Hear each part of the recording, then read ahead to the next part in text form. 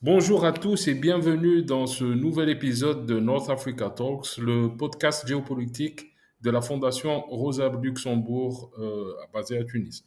Aujourd'hui, nous avons l'honneur de recevoir Raouf Farah, un expert reconnu dans le domaine des relations internationales et des dynamiques sécuritaires en Afrique du Nord. Nous allons explorer ensemble les récentes menaces en provenance de la Libye qui pèsent sur l'Algérie et sur la Tunisie aussi, le rôle des différentes communautés, minorités dans cette région-là des frontières, l'influence du maréchal Haftar et de ses enfants sur le conflit, ainsi que les enjeux liés au pétrole, au gaz, à l'implication des agents étrangers comme le groupe Wagner.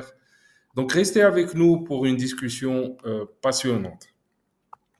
Raouf Farah, comment, selon vous, le conflit en cours en Libye et les dernières évolutions, bien sûr, que j'aimerais que vous expliquiez, représentent-ils des menaces directes pour la sécurité en Algérie et en Tunisie, en particulier sur les régions frontalières? Est-ce que il s'agit de menaces réelles ou est-ce qu'il s'agit de phénomènes médiatiques utilisés en Algérie, en Tunisie et en Libye par certains acteurs pour des raisons politiques?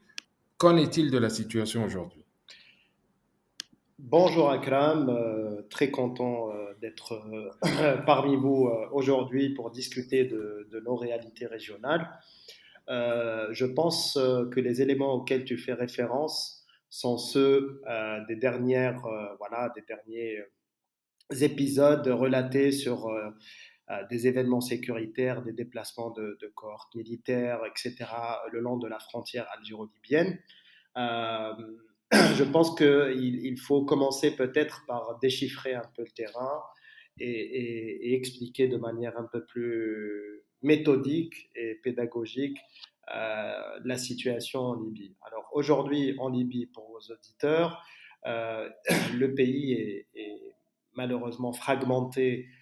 Je vais le faire de manière simpliste en deux parties. Il y a un camp à l'ouest euh, qui est sous l'autorité du gouvernement d'unité nationale, et un camp à l'est qui est sous l'autorité du maréchal Haftar, avec un pseudo-gouvernement qui est le gouvernement du salut national.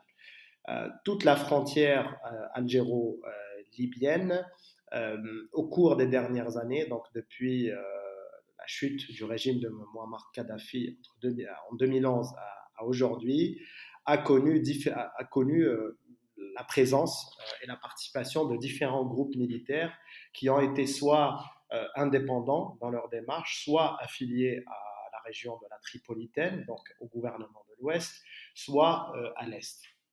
Et ces développements se sont accentués de manière très forte depuis, on va dire, 2018, quand le maréchal Haftar a d'une certaine façon accentué son contrôle sur ces régions-là. Officiellement, Haftar a repris une partie du sud-ouest libyen quelques mois avant l'attaque qui avait échoué sur Tripoli.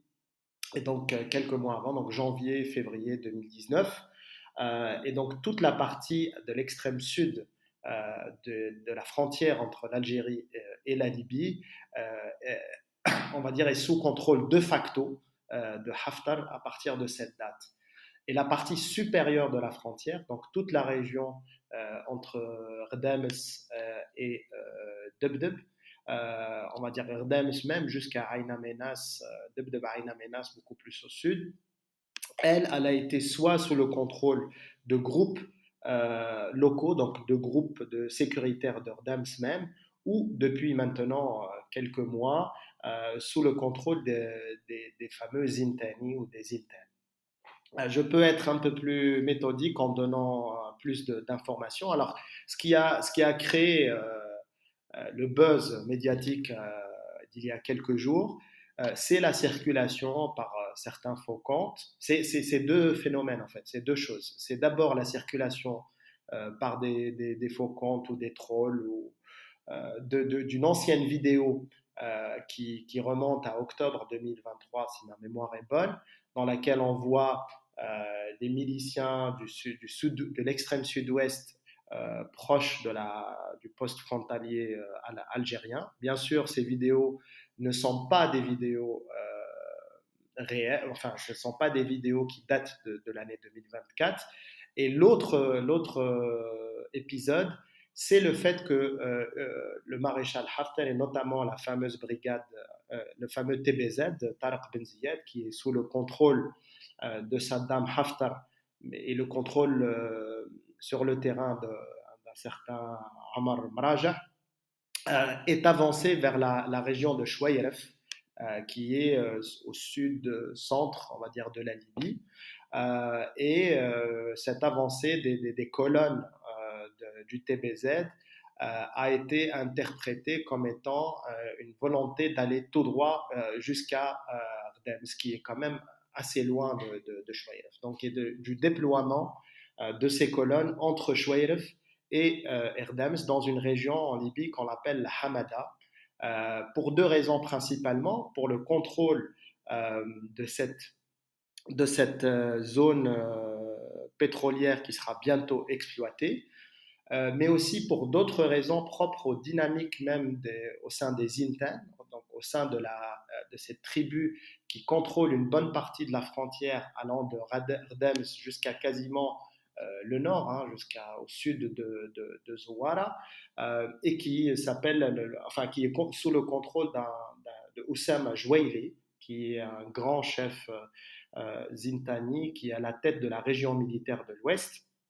Et il se dit à Ardames, mais aussi à Derj et dans plusieurs villes du monde Zintan, que Oussama Jouaili serait en discussion. À la fois, Oussama Jouaili est officiellement allié au gouvernement d'unité nationale de Tripoli, mais il a toujours eu des discussions ouvertes avec l'Est. Et il y aurait des rumeurs comme quoi que Oussama Jouaili serait ouvert à l'idée de passer sous l'autorité de l'Est et de ne plus être affilié à l'Ouest. On peut revenir sur ça plus tard.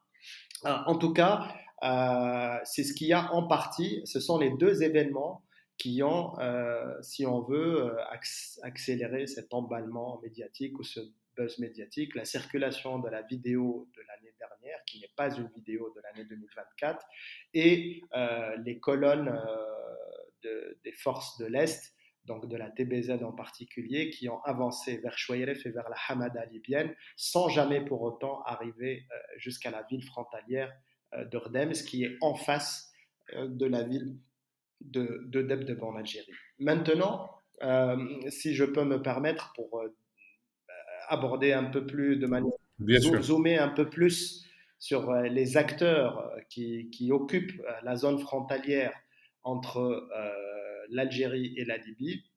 Comme je l'ai dit tout à l'heure, il y a, si vous voulez, deux zones. Il y a d'abord une zone qui va de Rdames à Debdeb, qui est une zone stratégique parce qu'il y a un aéroport et Haftar a toujours voulu arriver à ce point-là parce que ça voudrait tout simplement dire qu'il contrôlerait les flancs à la fois est, sud et sud-ouest du territoire libyen, et donc il ne lui manquerait que Tripoli en réalité. Beaucoup même disent que l'avancée vers Chouayref est peut-être la préparation d'une nouvelle attaque potentielle sur Tripoli, parce que rien n'arrive de manière aléatoire et il n'y a pas de coïncidence. Quelques mois avant l'attaque de Tripoli, Haftar avait aussi mené, comme je l'ai dit tout à l'heure, des colonnes jusqu'au sud-ouest de la Libye en contrôlant Sabha, Ouberi et d'autres villes. Donc il y a le monde, je dirais, de Rdames, Debdeb. Là, il y a trois forces militaires ou sécuritaires. Il y a le fameux TBZ qui est contrôlé par Tariq Ben Ziyad, qui est contrôlé par Saddam Haftar. Il y a et à sa tête, de manière pratique sur le terrain, Ammar Maraja. Il y a la brigade 128 qui est gérée par un certain Hassan Zadma, qui est de Ouled Suleiman, mais pas les Ouled Suleiman de Sabha, mais plutôt les Oulad Sulayman de la ville de Sirte, enfin de la région de Sirte, des Harawa, qui sont des cousins des Oulad Sulayman de Sabha, et qui sont donc des Arabes.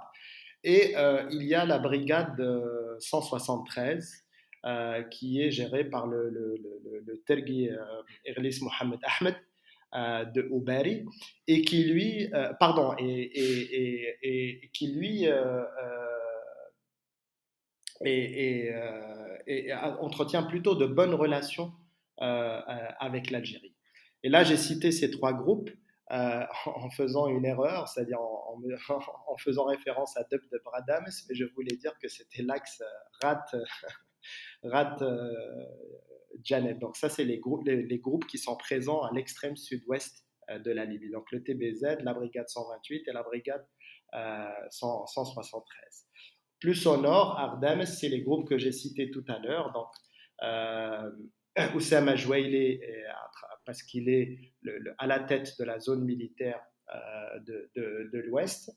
Il est accompagné de la brigade qui contrôle les frontières, qui s'appelle la brigade 17, mais aussi de petits groupes locaux d'Ordames, de Zintan, du Liwa 19 aussi, qui fait partie du ministère de la Défense. Et donc eux, au nord, c'est un mélange entre des Zintani, des gens d'Ordames, des gens de Derj, qui gèrent cette partie-là de la frontière. Donc ce sont deux mondes qui sont en réalité séparés, deux extrémités, mais qui sont tous liés par des intérêts politiques, économiques, financiers, de trafic aussi, avec à la fois l'Est ou l'Ouest, ou même les deux. Vous avez parlé de ces deux zones-là, mais il y a encore une autre zone dont vous n'avez pas parlé, qui est beaucoup plus au sud, qui est un no man's land, certes, Oui, qui est celle de la passe du Salvador. oui, On a vu, je pense, il me semble, il y a 3 4 jours, que la LNA a fait une sorte de raid exploratoire de cette zone-là, qui est très très sensible parce qu'elle cristallise tous les passages d'objets illégaux, d'armes, de migrants, de drogue, etc., entre Algérie, Niger et Libye. Est-ce que vous ne pensez pas est-ce que vous ne pensez pas, en commençant à parler des acteurs extérieurs, que ce raid-là a comme objectif de couper la route entre Touareg libyens et Touareg maliens? Parce que, concomitamment à ce que vous disiez tout à l'heure par rapport à la rumeur qui a circulé, la vieille vidéo, etc., on a vu aussi en parallèle une rumeur et de vieilles vidéos montrant soi-disant des colonnes de militaires ou de militants Touareg qui se dirigeaient vers le Mali. Est-ce que ce n'est pas lié? Et est-ce que ça ne fait pas partie d'une stratégie, disons, impliquant la Russie dans ce point de vue-là? oui, alors moi j'ai fait référence à la frontière algéro-libyenne à travers les points frontaliers officiels. Donc le point frontalier Tout à fait. Janet et le point Ardames, ou du moins la route Ardames.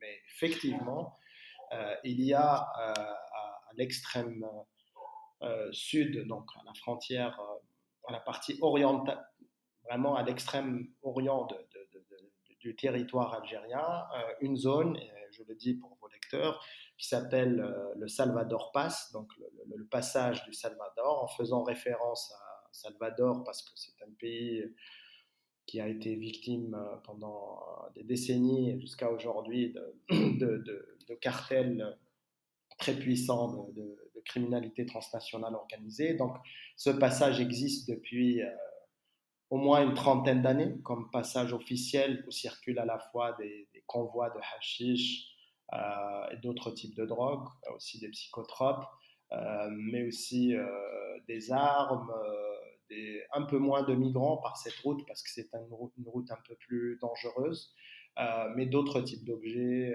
notamment les marteaux-piqueurs pour les zones minières, etc., etc. Et effectivement, Haftar a lancé il y a 3 jours, je crois, une opération qui s'appelle opération globale et qui vise en réalité à réassurer le contrôle officiellement des frontières libyennes, des frontières où en réalité il y a très peu de présence humaine, même dans les postes frontaliers que j'ai mentionnés tout à l'heure, ceux de Rat en particulier. Oui, il y a des groupes qui font des rotations pour essayer d'assurer un minimum de présence, mais il n'y a pas une présence permanente 24 heures sur 24 avec des gros effectifs. C'est souvent plutôt des dawriyat, donc plutôt des patrouilles. Euh, sur la question du Salvador et pourquoi Haftar a mené une telle opération, il y a plusieurs raisons.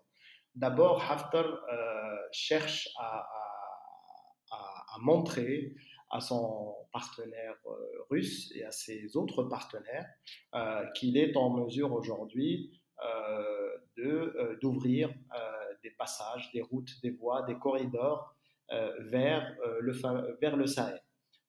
Ça, je le dis parce qu'il y a eu aussi des événements qui ont eu lieu à la frontière tchadienne, donc avec le contrôle de mines dans la zone de Kalanga, au Kalanji, comme certains le nomment. Il y a aussi la question du contrôle des frontières à travers une autre force sécuritaire très proche de Haftar, enfin alignée avec Haftar, qui est à l'extrême sud-est de la Libye, qui est la force de Subul al-Salam ou la brigade Subul al-Salam, qui elle assure l'accès aux routes de trafic à la frontière libo-soudanaise et donc à l'acheminement aussi des armes qui sont envoyées aux forces rapides, aux forces de Soudan rapide du général Hameti. Et ça, c'est pas moi qui le dis, ce sont les rapports les rapports des organisations et des Nations Unies. Donc, il y a une réelle volonté de Haftar d'assumer le fait que c'est un acteur qui aujourd'hui peut ouvrir des voies et qui peut donner des projections à des acteurs extérieurs en Libye, notamment la Russie, parce que, encore une fois, aujourd'hui, la situation en Libye, comme vous le savez, les acteurs libyens ont très peu d'autonomie. Dès lors que Haftar ne reçoit plus de soutien à la fois financier et d'armement, sa marge de manœuvre, son pouvoir sur le territoire sera beaucoup moins fort qu'est-ce qu'il est aujourd'hui. Et donc Haftar effectivement travaille actuellement pour à la fois consolider son rôle politiquement à l'interne. Donc quand je dis son rôle, c'est-à-dire celui de toute sa famille, de ses fils, Saddiq, Saddam, etc., en les envoyant comme émissaires dans les pays du Sahel pour représenter les intérêts d'un gouvernement qui n'est pas reconnu mais qui agit comme étant une autorité capable d'assurer l'intégrité territoriale de la Libye. De l'autre côté, ce sont aussi des ouvertures qui permettent de sécuriser des voies, peut-être d'acheminement d'armes, mais aussi des voies qui permettent d'avoir le contrôle sur le trafic. Il ne faut pas oublier que les économies illicites jouent un rôle très important dans l'économie politique même des groupes armés qui contrôlent ces zones. Toute la zone en dessous de Morzok en Libye est une zone de trafic reconnue, notoire. Morzok, Qatroun, etc. Donc, si Haftar peut ouvrir des corridors qui permettent d'acheminer des biens, ça permettra aussi en partie de financer ces groupes-là. Sur la question de la Russie, bien sûr, la Russie a des intérêts. La Russie veut avoir une présence dans la Méditerranée centrale. Elle a toujours appuyé Haftar, à peu près, on va dire, depuis 2015, 2016, 2017. Aujourd'hui, encore plus à travers le soutien de Wagner, mais je pense que l'idée, c'est d'avoir un véritable port sur la côte est de la Libye, que ce soit dans la région de Benghazi ou dans la région de Tobruk, afin d'en faire un point d'ancrage principal dans la géopolitique de la Méditerranée et de la Méditerranée centrale, mais aussi qui peut servir de pont entre le monde nord-africain et le monde sahélien. Mais pour en revenir à la première question, à votre avis, est-ce que tous ces troubles aux frontières algériennes et tunisiennes représentent une menace réelle, inquiétante pour ces deux pays? Alors, pour l'Algérie, c'est perçu, ou du moins le message qui est envoyé est un message où les autorités algériennes déclarent qu'ils sont inquiets. Pourquoi? Parce que, en réalité, le fait d'avoir un conflit ouvert, si on imagine la possibilité qu'il y ait un conflit ouvert entre des forces affiliées au gouvernement d'unité nationale et des forces affiliées à Haftar, ce que je pense ne sera pas le cas, parce que l'homme fort de la région, comme je le mentionnais tout à l'heure, Oussama Jouaili, peut décider en quasi autonomie s'il s'aligne sur l'Est ou s'il s'aligne sur l'Est, et donc il peut éviter un bain de sang. Mais la peur, enfin l'inquiétude peut-être de l'Algérie, c'est de voir un nouveau front de mercenaires s'ouvrir, parce qu'aujourd'hui il y a la frontière malienne, où tout récemment plus d'une centaine de mercenaires de Wagner ont été tués. Il y a des tirs de drones qui se font à quelques kilomètres de la frontière algérienne. Les choses se sont un peu calmées ces derniers temps, mais de manière générale, je pense que l'Algérie ne voudrait pas qu'il y ait un nouveau front, ce qu'on peut appeler un nouveau front de mercenaires à sa frontière orientale, sachant qu'elle a des institutions, enfin qu'elle a des infrastructures stratégiques, toute la zone de Tigentorin, de Ain Amenas, et sachant aussi les traumatismes qu'a créé justement l'attentat d'il y a 10 années. Donc, sur le plan sécuritaire, sur le plan du terrain, l'Algérie est suréquipée, surarmée, prête. Elle gère de manière totalement sécuritaire, enfin, elle gère de manière sécuritaire sa frontière, mais avoir un front de guerre supplémentaire dans une région où l'Algérie a déjà 5 fronts qui sont ouverts n'est pas le bienvenu, bien sûr. On va parler maintenant d'une minorité très apparente dans ce conflit-là, celle des Touaregs. Donc la population Touareg est représentée, enfin elle est présente surtout en Libye et en Algérie, de part et d'autre de la frontière. Quel rôle cette ethnie-là, cette population-là joue-t-elle dans la dynamique du conflit? Et est-ce que des alliances possibles pourraient affecter la sécurité de l'Algérie? Alors, c'est une question très compliquée parce que, Je oui, sais. il est très difficile d'avoir, disons, une réponse qui épouse tous les cas de figure. Mais pour seulement évoquer le cas, par exemple, de, de Erlis Mohamed Ahmed, donc l'homme à la tête de la brigade 173 qui contrôle, enfin qui est actif dans la région de Rat, c'est quelqu'un qui a la réputation d'avoir de très bonnes relations avec l'Algérie, avec les Algériens.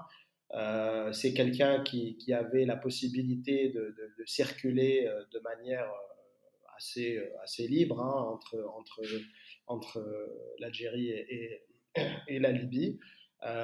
Mais les récents développements et l'hostilité qu'il y a eu depuis 2018, 2019, 2021, 2023 entre Haftar et les autorités algériennes a fait en sorte que ce type d'individus sont obligés de ne plus être officiellement si proches de leurs frères, si j'ose dire, Touareg. Et donc, aujourd'hui, la réalité, c'est qu'il y a des liens, il y a des liens sociologiques, il y a des liens de famille, il y a des liens de commerce, mais ces liens-là sont court-circuités par,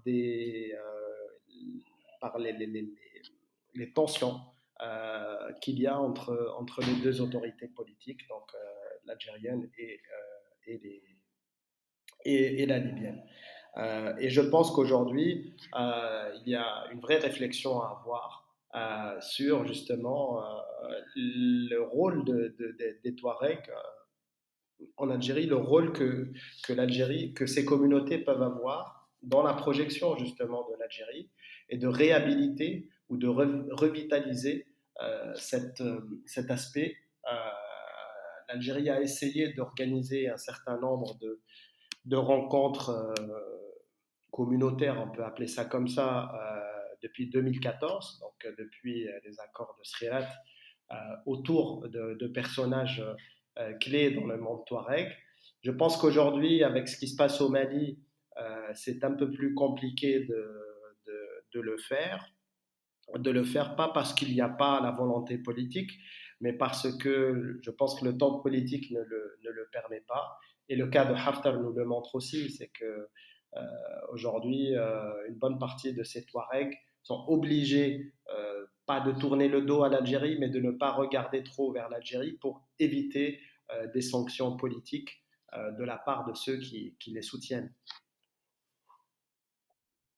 Il faut rappeler que les frontières entre l'Algérie et la Libye sont fermées Oui, et qu'il n'y a pas de vol direct non plus entre l'Algérie et la Libye, qu'il soit assuré par des compagnies, des pavillons nationaux ou par des compagnies charter.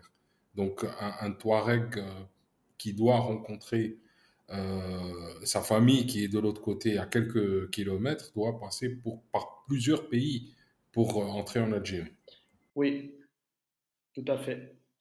C'est problématique et je pense que l'Algérie a le potentiel à travers le monde Touareg parce que voilà, c'est quand même quand on regarde le monde Touareg dans sa totalité pour la région, euh, l'Algérie est le pays qui a la possibilité sur le plan matériel, sur le plan humain, sur le plan politique, d'organiser beaucoup de choses. Hein. Et ce n'est pas nécessairement des choses compliquées hein, ou qui sont sensibles politiquement, mais euh, je pense notamment à des activités culturelles qui peuvent être euh, réalisées et qui peuvent redonner un sens commun, enfin un sens d'appartenance commun à ces communautés et en faire aussi des alliés potentiels de l'Algérie dans une stratégie de projection et de pacification et de stabilisation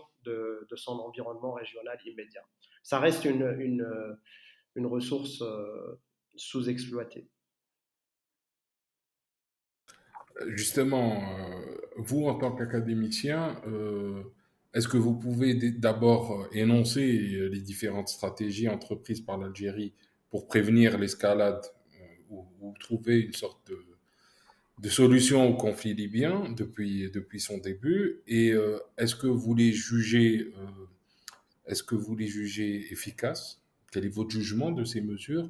Et à votre avis, quelles recommandations vous donneriez justement aux Algériens et même aux Tunisiens pour arriver à calmer les choses? Il faut le rappeler, hein, la Tunisie aussi est en train de payer un prix fort après la fermeture du passage frontalier Ouais. Enfin, si je dis- entre la Libye et la Tunisie, regarde, je veux dire, avec des conséquences économiques qui sont très très difficiles pour la population tunisienne, qui se font ressentir jusqu'à la capitale, jusqu'à dans la capitale tunisienne, qui a moins de touristes libyens, moins de personnes qui vont dans les cliniques tunisiennes, etc.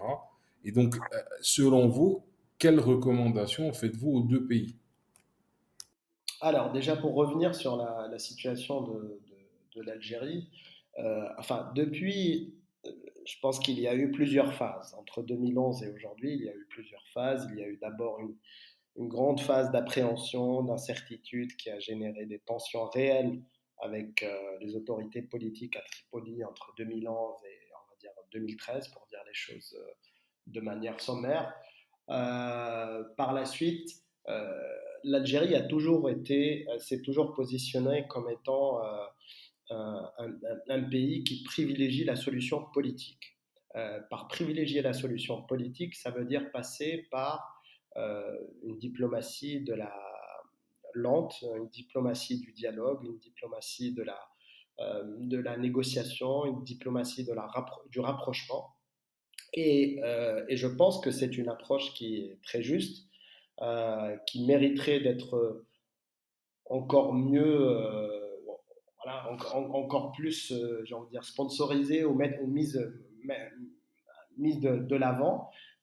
Mais j'ai envie de dire que le contexte libyen aujourd'hui est tout autre, parce que la stratégie algérienne de construction de solutions politiques, comme ce qu'essaye de faire aussi un peu la Tunisie ou même le Maroc, sont dépassés par des acteurs ayant des politiques étrangères envers la Libye très agressifs, des acteurs qui mobilisent des hommes, de l'argent, des armes. Je pense notamment aux Émirats arabes unis, je pense à la Russie, je pense à l'Égypte jusqu'à un certain point. Et je pense que ce que propose l'Algérie se retrouve un peu à la marge, pas parce que il n'y a pas, pas parce que le principe est faux ou pas, mais parce que tout simplement ce type de diplomatie ne colle plus au contexte dans lequel les Libyens aujourd'hui sont. Comme je l'ai dit tout à l'heure, la plupart des élites politiques libyennes aujourd'hui sont entre les mains de puissances étrangères ou de puissances locales, hein, parce que c'est un pays très fragmenté, comme vous le savez. Et donc, il leur est très difficile de négocier de manière totalement autonome. Euh, Ce que l'Algérie pourrait faire, c'est essayer de se constituer, je pense, de repartir sur une volonté d'accompagner des négociations politiques, des discussions politiques, mais en étant plusieurs pays à s'associer à cette démarche, et peut-être aussi des organisations continentales ou régionales. Je pense notamment à l'Union africaine qui a totalement abandonné le dossier libyen et qui est un peu à la marge des processus onusiens. L'Algérie a un savoir-faire, elle a des ressources, elle a une frontière de plus de 1000 kilomètres, elle expérimente aussi les risques et les difficultés du contexte libyen au quotidien. Et donc, elle est extrêmement bien lotie, bien outillée pour être au cœur d'une renégociation presque d'un nouveau contrat social libyen. Mais ça voudrait dire avoir l'appui de puissances étrangères qui peuvent, elles, faire de la pression sur des pays qui continuent à alimenter d'une certaine façon le conflit libyen. Y compris des puissances régionales comme l'Égypte, les Émirats, etc., j'imagine. Oui, comme l'Égypte, les Émirats ou même la Russie.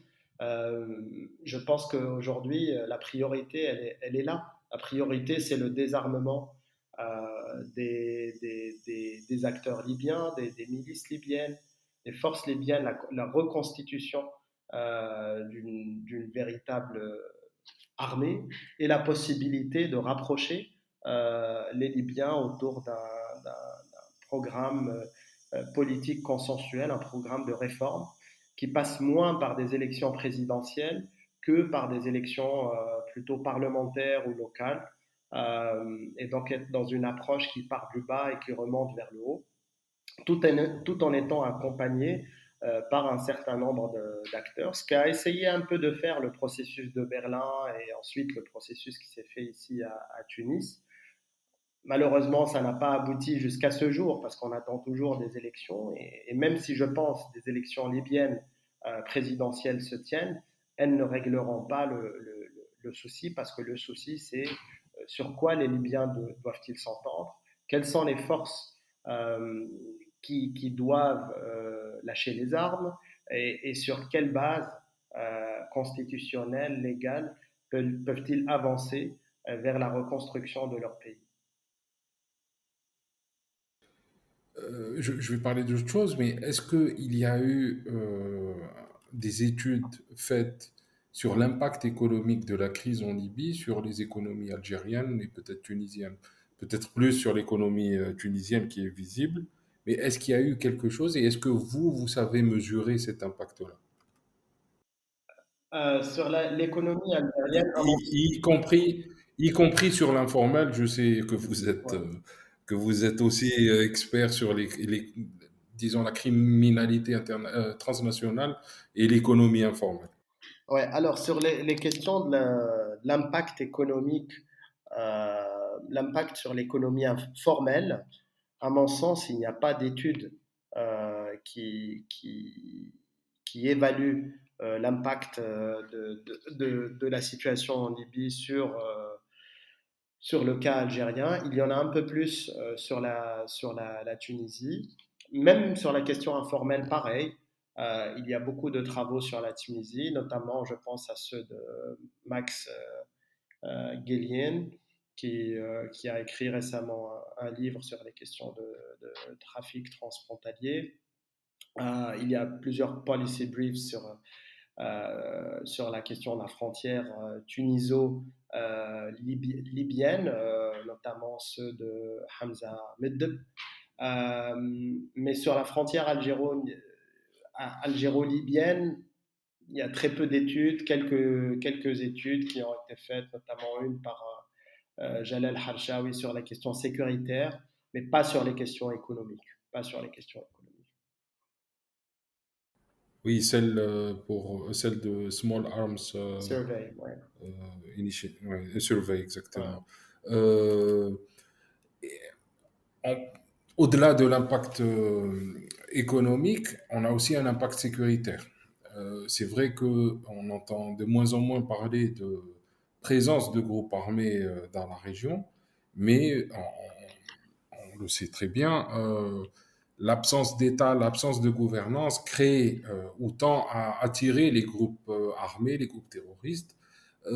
Qu'en est-il des tendances dans ce sens-là?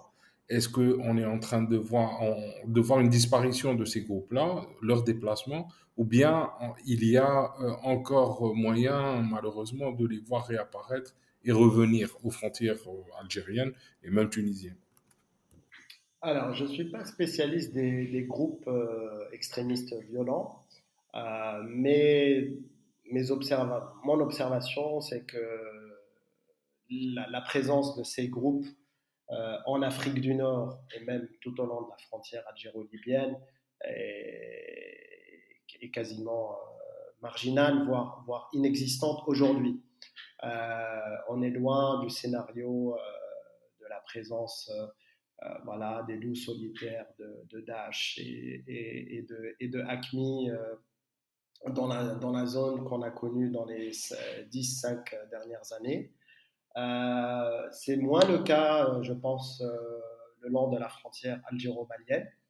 Euh, mais je crois que c'est le scénario qui inquiète le plus en réalité le sécuritaire ou les sécuritaires en Algérie. Et il me semble que l'armée algérienne a toujours assuré une certaine garde depuis les événements tragiques de Tigentorin. Ça ne veut pas dire, justement, je pense que le message qui a été envoyé par les autorités politiques algériennes, c'est de dire on ne veut surtout pas qu'il y ait un nouveau front de mercenaires à nos frontières. On ne veut pas qu'il y ait de nouveaux mercenaires, qu'ils soient russes, qu'ils soient tchadiens, qu'ils soient syriens ou soudanais. On ne veut pas que Haftar ou même les autorités de l'Ouest puissent opérer une telle guerre à nos frontières. Euh, mais à mon sens, la présence des groupes extrémistes violents le long de cette frontière est très très marginale. On a parlé de la Russie, des Émirats, de l'Égypte, même en n'en parlant pas. Euh, Comment expliquez-vous la timidité de la Turquie, qui est un acteur très très puissant dans cette histoire-là, surtout en direction de ces zones sud? On a vu récemment une sorte de renforcement militaire euh, au niveau d'El Oui. Watia, à Misrata et à Tripoli. Mhm. Mais comment expliquer cette timidité? Est-ce que les Turcs se contentent de, comment dire, de sécuriser cette Libye utile pour Ouais. eux, ou est-ce qu'ils se préparent à l'action dans un avenir proche? Non, je pense que c'est une question très intéressante et très pertinente parce que en réalité, Istanbul est en train elle aussi, enfin, de se rapprocher hein, des autorités à l'est de la Libye. Et donc, je pense qu'ils sont dans une espèce de position de wait and see, laissant voir comment les choses avancent. Ils ont une base militaire à Ouatia, donc ils peuvent survoler la zone et voir réellement ce qui se passe. Ils ne s'appuient pas sur des données sur les réseaux sociaux. Ils ont de véritables informations et un renseignement très pointu sur ces questions-là. Et donc, ils sont conscients qu'il n'y a pas en réalité de risque d'affrontement dans la région de Hordems, parce que comme je l'ai dit tout à l'heure, si Oussama Jouaili décide de passer à l'est, et actuellement je ne vois pas des raisons particulières pourquoi il le ferait, ça ne se fera pas dans le sang. Et je pense que les Turcs sont dans une approche aujourd'hui, ils essayent tant bien que mal de réconcilier des acteurs avec lesquels ils entretiennent des deux bords, bon, surtout à l'ouest, mais aussi à l'est. Par contre, je ne sais pas si j'ai mal compris la question, mais les Turcs ont été très intéressés en réalité à la réouverture du possible poste frontalier d'Ems. Et ils ont même encouragé cette démarche en 2022, en 2023. Euh, Jusqu'à aujourd'hui, ça ne s'est pas fait, mais ils sont un acteur qui considère que ça pourrait booster l'économie, les économies à la fois libyennes et algériennes et, a fortiori, booster aussi les échanges de marchandises turques. Maintenant, on va parler de l'avenir pour conclure ce podcast. Compte tenu des dynamiques actuelles, à votre avis, quels sont les scénarios possibles pour l'évolution de ce conflit et comment ces scénarios-là pourraient-ils influencer la sécurité et la politique étrangère de l'Algérie et de la Tunisie dans les prochains mois, les prochaines années à venir, à votre avis? Alors, je pense qu'il est très difficile d'arriver avec une petite boule de cristal et de savoir ce qui va se passer en Libye durant les prochaines années. Je pense qu'on l'a vu là récemment euh, les affrontements qu'il y a eu autour de la région de Tajoura, donc à l'est de Tripoli, qu'il y a une vraie situation de tension, que cette situation peut déborder à tout moment.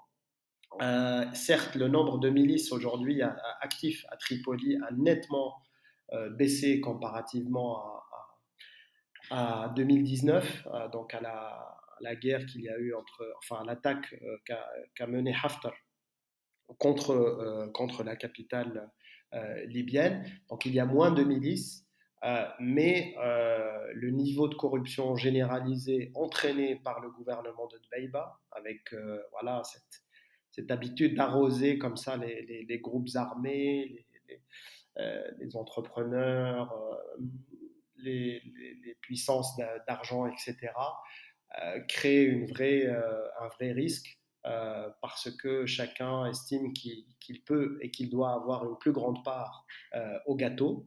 Et de l'autre côté, à l'Est, on a un Haftar qui est résilient, que tout le monde pensait humilié après l'échec de 2019 et qui revient avec une stratégie de contrôle du territoire à travers son clan familial et à travers l'appui de facto de groupes armés comme je l'ai expliqué tout à l'heure au sud.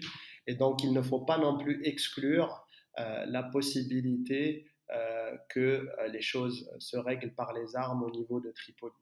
Haftar peut exercer de très grandes pressions sur le système pétro-gazier libyen. Il a récemment, un de ses fils avait fermé champ pétrolier d'El Sharara pour protester contre une décision politique. Ils contrôlent une bonne partie du golfe de Sirte, donc ils ont énormément de leviers entre les mains pour enclencher une instabilité institutionnelle et politique à tout moment. Ils ont aussi, il y a aussi une très grande bataille qui se joue au niveau des institutions stratégiques ou régaliennes presque de l'État, donc surtout la Banque centrale libyenne. Et donc il y a une vraie dynamique de concurrence autour de qui contrôle quoi au niveau de la banque et qui place le directeur de la banque en elle-même.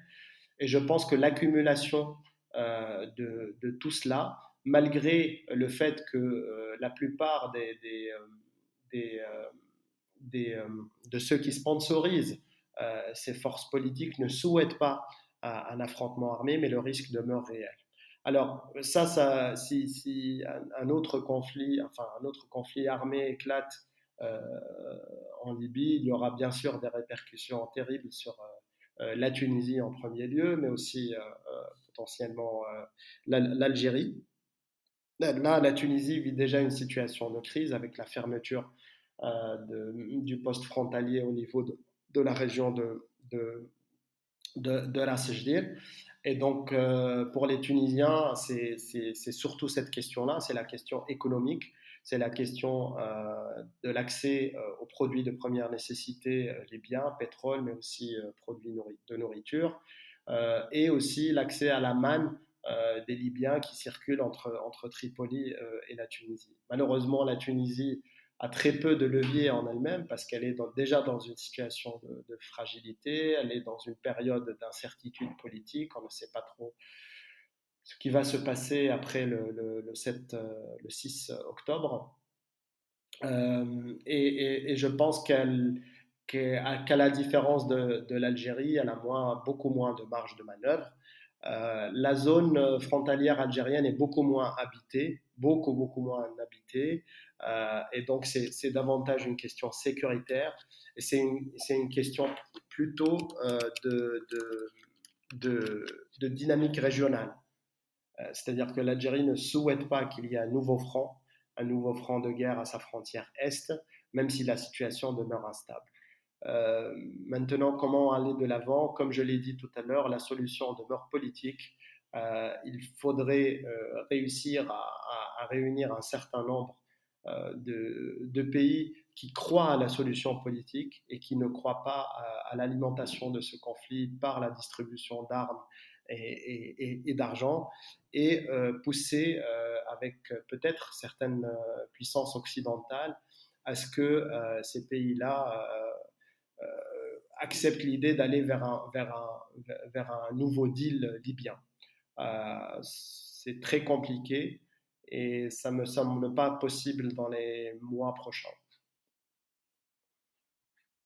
Question subsidiaire, est-ce que vous ne pensez pas que l'évolution de la crise en Libye est aussi tributaire du conflit en Ukraine et de la guerre civile au Soudan? Bien sûr, elles sont liées. Je ne sais pas si elles sont tributaires, mais elles sont directement liées. J'ai dit tout à l'heure que Haftar clairement accusé d'envoyer des armes et des munitions au FSR du général Hameti au Soudan, que la famille Haftar se soucie de la survie aussi de ces différents réseaux de commerce illicite entre le Soudan et l'est de la Libye, et que en réalité la Libye joue un rôle, Haftar joue un rôle de proxy en faveur des Émiratis dans la situation au Soudan, dans le drame qui se passe au Soudan. Et par rapport à l'Ukraine, bien sûr, c'est lié parce que la présence de Wagner en Libye est aussi d'une certaine façon liée à la situation de Wagner en Ukraine, mais aussi au niveau de l'acheminement du pétrole et du gaz vers l'Europe, parce qu'on a parlé beaucoup du rôle de l'Algérie comme acteur qui a pu se substituer de manière relative parce que les ressources sont, sont pas énormes, aux sanctions qui ont été imposées à la Russie par les pays européens. Mais la Libye est clairement un pays qui peut se positionner à long terme si la situation devient encore plus stable pour être voilà, un vrai réservoir d'énergie d'Afrique du Nord vers l'Europe. Donc, évidemment, c'est lié. Raouf Farah, merci de nous avoir éclairé sur ce sujet qui est ô combien sensible.